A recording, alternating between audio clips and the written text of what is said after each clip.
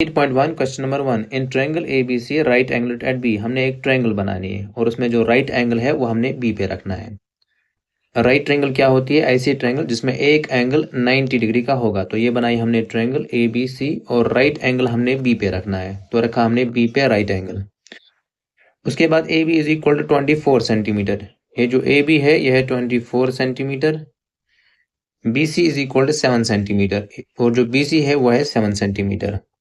Determine sine A cos A. अब देखो, अगर हमने साइन ए निकालना होगा, साइन ए, तो एंगल ए उसने वही से दिया है, एक्यूट एंगल। अब एक्यूट एंगल ए के रेस्पेक्ट में अगर हमने देखा, इसका ये वाला साइड जो होगा अपोजिट साइड, ये होगा परपेंडिकुलर।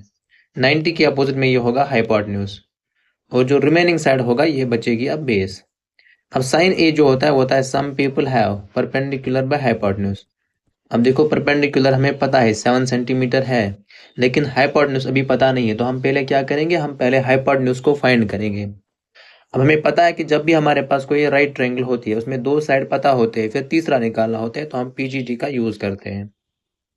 तो यहाँ पे हम लिखेंगे ए बी जो है, ए बी है 24 सेंटीमीटर, 24 सेंटीमीटर, और जो बी सी है 7 सेंटीमीटर। अब अगर हमने तीसरा साइड निकालना होगा तो हम पीजीटी का यूज करेंगे। तो हम यहाँ पे लिखेंगे in right triangle A B C we have by PGT. तो पाइथागोरस थ्योरम हम अप्लाई करेंगे। अब पाइथागोरस थ्योरम का स्टेटमेंट क्या होता है? ये होता है hypotenuse square is equal to होता है बेस स्क्वायर प्लस होता है परपेंडिकुलर स्क्वायर। अब पहले ए के रेस्पेक्ट में हमने देखा कि परपेंडिकुलर क्या है, हाइपोटेन्यूज क्या है और बेस क्या है। तो हाइपोटेन्यूज है यहाँ पे AC और ऊपर स्क्वायर। उसके बाद बेस है 24 सेंटीमीटर और ऊपर रखना है स्क्वायर। फिर उसके बाद है परपेंडिकुलर है 7 सेंटीमीटर और ऊपर रखना है स्क्वायर।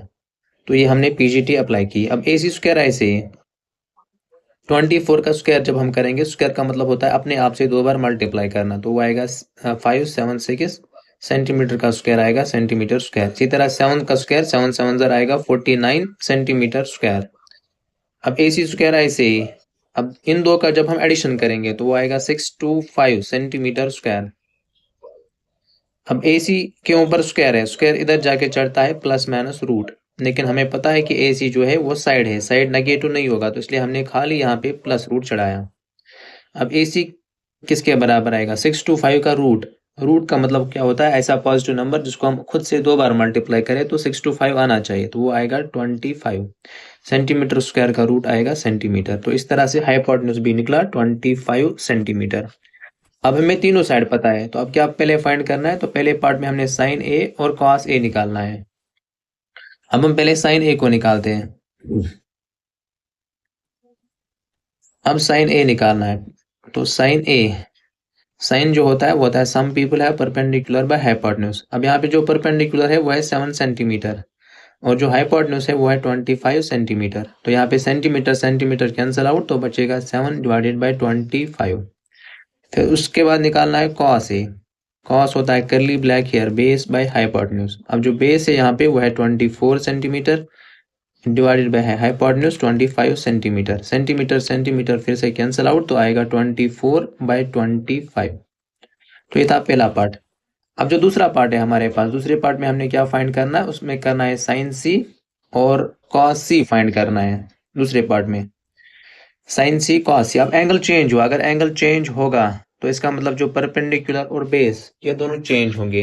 अब सी के अपोजिट में जो आएगा ये बनेगा परपेंडिकुलर, तो ये है परपेंडिकुलर। अब 90 के अपोजिट में ये रहेगा हाइपोटेन्यूज, चेंज नहीं होगा, ये लॉन्गेस्ट साइड होगा, तो ये ऐसे ही रहेगा। अब जो रिमेनिंग साइड बचेगा ये होगी अब बेस। जब एंगल चेंज होगा एक्यूट एंगल, तो परपेंडिकुलर और बेस चेंज होंगे, हम कह सकते हैं इंटरचेंज होंगे। अब दूसरे पार्ट में हमने क्या निकालना है? दूसरे पार्ट में निकालना है साइन सी। तो यहाँ पे हम लिखते हैं साइन सी। साइन होता है सम पीपल है परपेंडिकुलर बाय हाइपोटेन्यूज।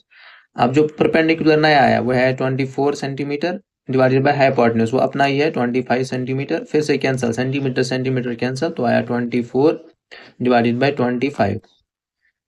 उसके बाद निकालना है कॉस सी। कॉस होता है curly black hair base by hypotenuse. अब यहाँ पे जो बेस है अब 7 सेंटीमीटर और जो हाइपोटेन्यूज है वो है 25 सेंटीमीटर। फिर से सेंटीमीटर कैंसिल आउट, तो आएगा 7 डिवाइडेड बाय 25।